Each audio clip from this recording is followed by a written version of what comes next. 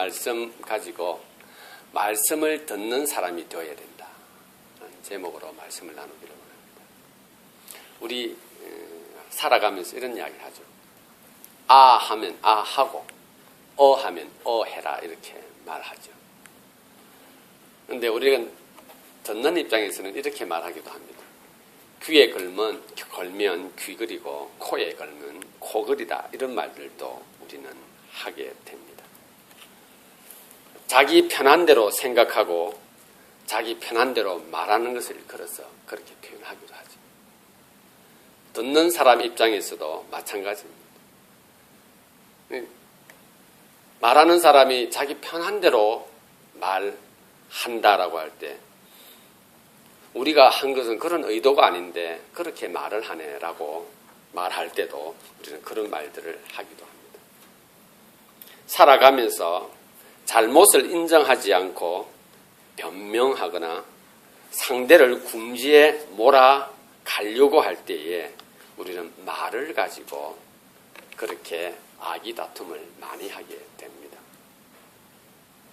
예수님께서 이 땅에 오셨을 때 정말 이 땅에 오셨을 때 한판 큰 잔치가 베풀어졌습니다.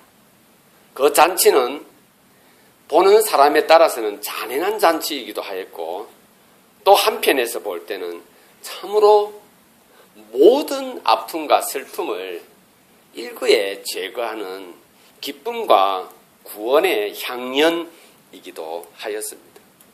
저희는 말씀에 근거하여서 예수님께서 이 땅에 오셔서 한판 벌였던 그 잔치를 기쁨과 즐거운 해방과 행복의 잔치였다라고 저희들은 말할 수 있습니다.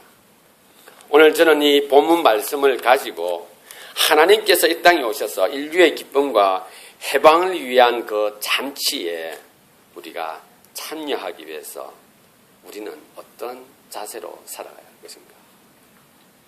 말씀을 듣는 사람이 돼요. 말씀을 들을 수 있는 사람. 하나님께서 아 하면 우리가 아 하고 하나님께서 하면 우리가 할 수 있는 그러한 사람들이 되어야 할 줄 믿습니다. 그러면 말씀을 듣기 위해서 먼저는 들을 준비를 해야 합니다. 들을 준비를 해야 합니다. 수없이 많은 메시지가 지금도 이 땅에 선포되어지고 있습니다. 그러나 듣는 자가 없기에 들을 귀 있는 자가 없기에 그 말씀이 그냥 허공으로 사라지기도 합니다. 15절 주님께서 침례 요한의 그의 죽음 그리고 침례 요한의 그의 삶을 말하면서 그가 바로 엘리야였다라고 우리에게 말해주며 이렇게 말씀합니다. 귀 있는 자는 들으라. 요한이 그렇게 선포한 내용이 뭔가 하는 것을 너희가 들으라. 그 무엇이 우리는 무엇이라고 알고 있습니까? 침례 요한의 선포는 회개, 돌아섬의 메시지였습니다. 예수님께서 그것을 하시면서 귀 있는 자는 들으라 합니다. 그러나 너희는 이미 그를 한 접시에 올려놓은 생명으로 그냥 죽여버렸다라고 말씀하고 있습니다. 사랑하는 지체 여러분, 오늘 저와 여러분들은 하나님 말씀 앞에 서 있습니다. 그리고 우리는 들어야 합니다. 어떤 태도, 들을 준비를 가지고 들어야 할 줄 믿습니다. 예수님께서 말씀을 들어야 할 것을 우리에게 말씀하시며 오늘 본문에서 이야기를 합니다. 비유를 듭니다. 어떤 비유를 드느냐? 시장에서 아이들이 모여서 한판 놀이를 벌이자라고 말합니다. 그래서 우두머리 되는 아이가 편을 갈라 세웁니다. 그리고는 이렇게 말합니다. 자, 한편에서 피리를 불겠다고. 한편에서 피리를 불 테니 한편은 춤을 춰라 이렇게 말합니다. 예수님께서 이 비유를 말씀하시는 이유는 간단합니다. 자주 행해지고 그리고 그 악기가 그 시대에 어떤 때 활용되어지는가 하는 것을 예수님께서 누구나 들어도 알 수 있는 내용을 가지고 말합니다. 아이들을 비유를 듭니다. 아이들이 지금 결혼식 놀이를 하려고 계획한 것입니다. 그 당시 팔레스타인 지역, 특히 로마 유대인들 결혼식 때는 꼭 피리를 불었습니다. 피리를 한쪽에서 불면 한쪽에서 덩실덩실 춤을 추었던 거죠. 어린아이들이 야, 우리 오늘 한판 결혼식 잔치를 한번 벌여보자. 이 노래를 벌여보자 하고는 이제 피리를 붑니다. 그런데 춤을 추지 않습니다. 그래서 친구가 종목을 바꿉니다. 이렇게 말합니다. 그러면 우리가 울 테니까 너희는 가슴을 쳐라 라고 말합니다. 결혼식 잔치 노름이 재미가 없고 반응이 안 되었기에 장례식 잔치로 바꾸어 봤던 모양입니다. 장례식 노름. 그래서 우리가 한편은 울 테니까 너희들은 가슴을 쳐라 하고 한편이 우는데 한편은 또 아무런 반응이 없습니다. 이렇게 말했겠죠. 야, 시끄러운데 뭔 결혼식 놀이 하냐고 다른 거 해. 그러니까 그래? 그러면 다른 거 해볼까? 그래 그러면 우리 장례식 놀이 해보자. 그래 우리가 막 울 테니까 너희 가슴을 쳐. 야, 뭔 이런 또 좋은 날에 사람들이 북적거리는데 장례식 놀이냐고 다른 거 해 라고 했던 모양입니다. 이것도 저것도 못하고 어린 아이들은 그냥 모였다가 아무 놀이도 하지 못한 채 뿔뿔이 흩어지고 맙니다. 피리를 부나 춤을 추지 않았고 슬피 우나 가슴을 치지 않았던 것입니다. 사랑하는 지체 여러분, 우리가 어디를 갈 때에 무엇인가 어떠한 장소에 갈 때에 무엇을 위하여서 우리가 준비를 할 때에 우리는 무엇을 생각합니까? 이 어린아이들이 시장에서 친구들이 불렀을 때는 놀이를 하려고 불렀을 것입니다. 그렇다면 예수님께서 하시는 말씀은 놀이를 위해서 모였다면 놀이를 위해서 너희가 생각을 함께 모으고 마음을 함께 모아야 할 것이다 라는 것을 말해 주는 것입니다. 우리가 이 땅을 살아가면서 동일한 환경에 접했을 때 우리도 내가 가야 할 곳에서 내가 무엇을 해야 할 것인가 하는 것을 주의하여 살펴보아야 합니다. 내가 교회를 가게 되고 내가 예수님을 믿겠다 결단을 하고 내가 어떤 일을 하겠다라고 결심을 하면 거기에 맞추어서 내가 무엇을 해야 하며 어떤 것을 준비해야 할 것인가를 우리는 살펴야 하는 것입니다. 특별히 복장과 말투 그리고 어떤 행동을 해야 할 것인가에 대하여 우리는 생각해야 하는 것입니다. 제가 말씀드리는 것은 전문가가 생각하는 것을 말하는 것이 아닙니다. 기본적인 것을 말하는 것입니다. 우리가 길을 걸어갈 때에 평균적으로 어떤 옷을 입어야 하며 우리가 사람과 만나서 대화를 할 때 평균적으로 어떤 태도를 취해야 할 것이며 우리가 사람과 얼굴을 맞다고 이야기할 때 상대에 대해서 기본적으로 어떠한 자세를 취해야 하는가 하는 것을 생각하라는 것입니다. 어디에든 우리가 어딜 가든 무엇을 하든 기본적인 틀이 있는 것입니다. 그것이 누가 정해둔 것이 아니라 그것은 살아오면서 알게 되는 것이지요. 우리는 말씀을 듣는 사람으로서 하나님 앞에서 들을 준비를 해야 합니다. 오늘 이 본문을 한번 보게 되면 이렇게 말하고 있습니다. 예수님께서 요한이 와서 금식을 합니다. 그리고는 절제합니다. 그리고는 회개를 선포합니다. 그러니까 사람들이 이렇게 말합니다. 언둔 자다. 사람들과 함께 하지 않고 자기 혼자서 굴에서 왜 그러한 모습으로 침침하게 살아가고 있냐. 동의 못하겠다. 예수님께서 오셨습니다. 예수님 정말 죄인들과 함께 사람들과 함께 모여서 식사를 참 잘하십니다. 심지어는 율법에도 금한 창기들과 그리고 세리들과 함께 어울려서 잔치집에도 가고 초청하면 거기 가서 참 잘 먹습니다. 그러니 이렇게 말합니다. 먹기를 탐하는 사람이다. 심지어는 예수를 보고 바리새인들이 이렇게 말합니다. 술을 즐기는 그러한 사람으로 치부를 해버렸습니다. 심지어는 율법을 어기는 못난 사람으로 그렇게 말해버렸던 것입니다. 하나님께서 오늘 저와 여러분들에게 말씀하십니다. 말씀을 듣는 사람이 되어야 하는데 말씀을 듣기 위해서는 들을 준비를 해야 한다라고 말하고 있습니다. 내가 하나님 말씀을 듣기 위하여서는 내가 어떠한 태도로 하나님 말씀 앞에 서 있으며 어떠한 자세로 말씀을 보며 말씀을 들어야 할 것인가를 기억해야 하는 것입니다. 그래서 하나님께서 오늘 이 본문을 통하여서 들을 준비가 되어 있는 사람에게 이렇게 말합니다. 두 번째로 메시지. 상대방이 말하고자 하는 것, 어떠한 현상이 나에게 주고자 하는 것에 대한 메시지에 중심을 두어야 할 것이라고 우리에게 말하고 있습니다.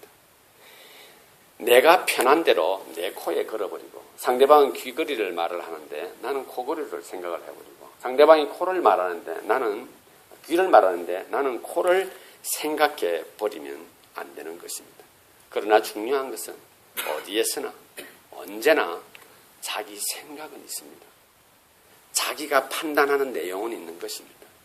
자기가 믿고 있는 나름대로의 가치들이 있다는 것을 부인하는 것은 아닙니다.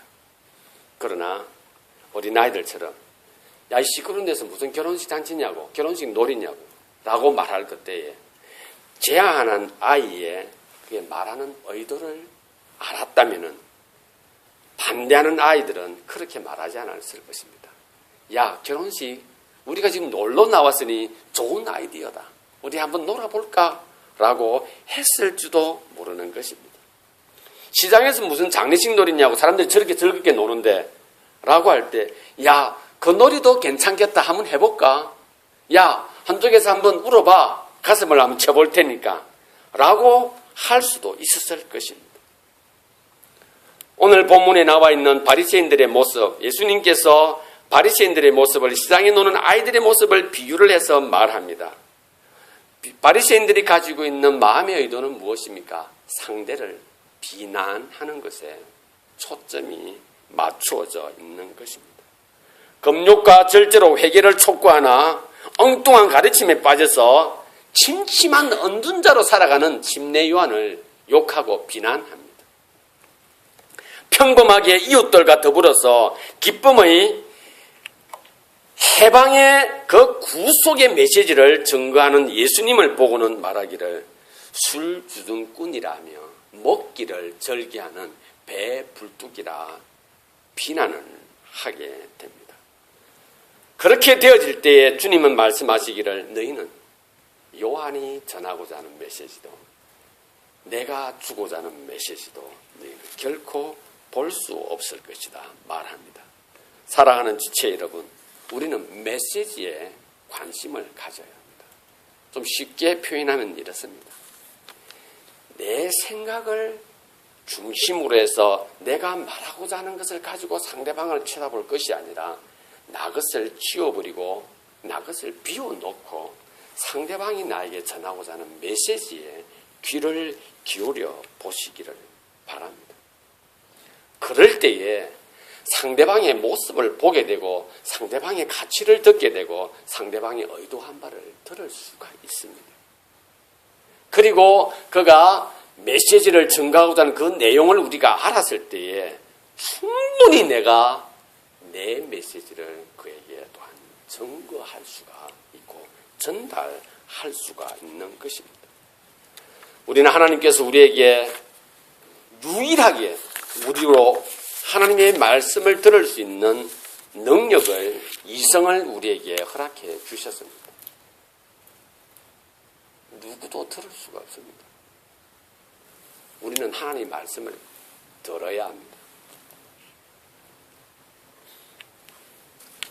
새벽 기도 시간이었지만은 한번 그때 나누었던 말씀 가운데 하나님께서 나로 하여금 하나님의 말씀을 사랑하며 주님, 하나님의 말씀이, 하나님의 율법이 어떻게 이렇게 답니까? 라고 하면서 이렇게 말합니다. 종일 내가 그 말씀을 내 마음에 새겼고요. 그리고 그렇게 살아가다 보니 원수의 지혜보다도 자기 지혜가 훨씬 뛰어나다고 하는 것을 바라봅니다. 라고 그 시편 저자가 말하고 있습니다. 사랑하는 지체 여러분, 내가 입으로 원수를 말하면서 원수보다도 내 지혜가 낫다 하나 그 원수가 가지고 있는 생각이 바뀌는 건 아닙니다. 그러나 그 시편 저자는 이렇게 말합니다. 원수가 가진 지혜보다도 스승이 가진 명철함보다도 자기가 가진 명철함이 훨씬 더 기쁘다라고 말하고 있습니다. 여러분, 하나님께서 우리에게 아마 그에게 이렇게 말했을지도 모릅니다. 내 이웃을 내 몸과 같이 사랑해라. 그 시편 저자는 그 말씀을 그냥 들었을 거예요. 듣는 순간에 자신에게는 원수가 없는 것입니다. 내가 그를 얼마나 사랑했는가에 초점을 맞추다 보니 원수가 어떠한 방법으로 자기를 넘어뜨리려 한들 자기는 이미 그 원수가 하는 행동들이 눈에 다 드러나면 어떻게 하여서 그가 나를 이렇게 할 것인가라는 생각을 갖게 되었다는 것을 말해주고 있습니다. 사랑하는 지체 여러분, 상대방이 나에게 무엇인가 말을 하려고 하거나 어떤 것을 가지고 나에게 전달하려고 할 그때는 반드시 메시지가 있습니다. 나는 네가 밉다. 나는 네가 좋다. 나는 네가 싫다. 좀 더 붙이겠습니다. 나는 네가 지금 그렇게 말하는 것이 내 마음에 들지 않는다. 나는 네가 그렇게 행동하는 것이 내 마음에 들지 않는다. 메시지가 분명히 있습니다. 너는 그렇게 살아가나 나는 이렇게 살아가겠다고 하는 메시지를 전달합니다. 그런데 있죠. 메시지를 전달할 때는 항상 우리는 마치 소설가처럼 말을 합니다. 상대방이 조금 부담이 되거나 아니면 조금 힘들어하면 우리는 조금 포장을 합니다. 그러나 메시지는 있습니다. 메시지는 있습니다. 어떨 때 듣습니까? 내가 말하고자 하는 것을 잠시 내려놓고 중단하고 들을 때에 들립니다. 들리게 돼 있어요. 메시지에는 갑과 을의 관계가 무의미한 거예요. 절대로 그렇지 않습니다.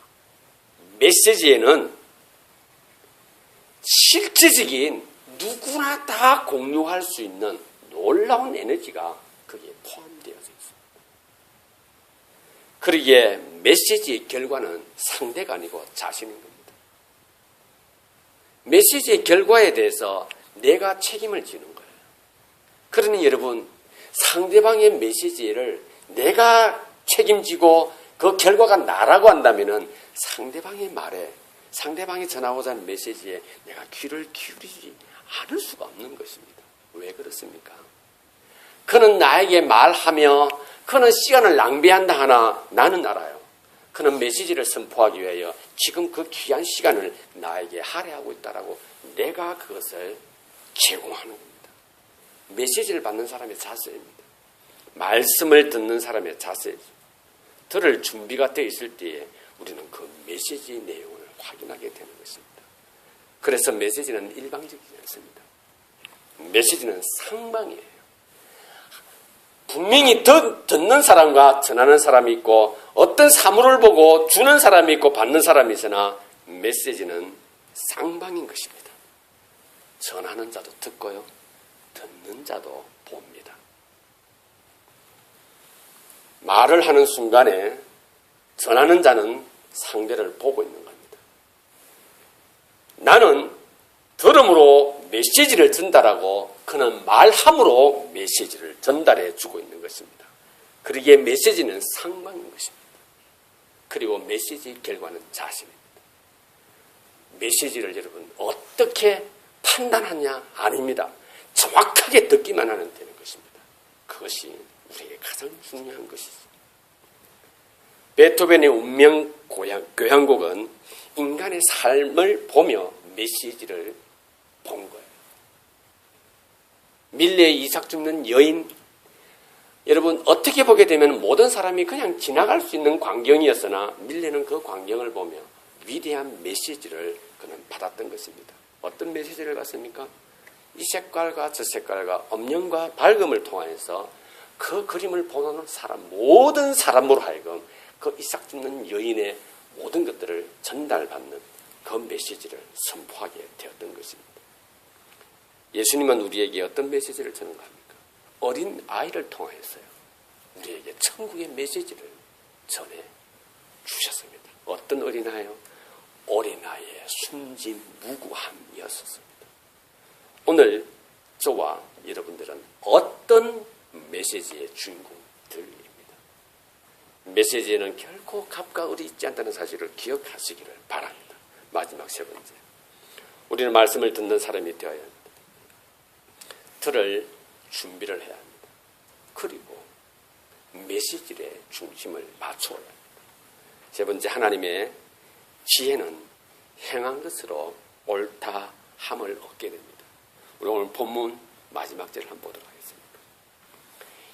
인자는 와서 먹고 마시매 말하기를 보라 먹기를 탐하고 포도주를 즐기는 사람이요 세리와 죄인의 친구로다 하니 지혜는 그 행한 일로 인하여 옳다 함을 얻느니라.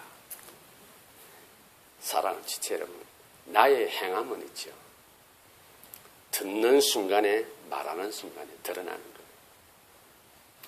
나의 메시지가 내가 메시지를 하며 상대방이 저 사람의 행동이 왜 저러며 말하는 태도가 왜 저러며 하는 순간에 우리는 모든 메시지를 다 놓칠 뿐만 아니라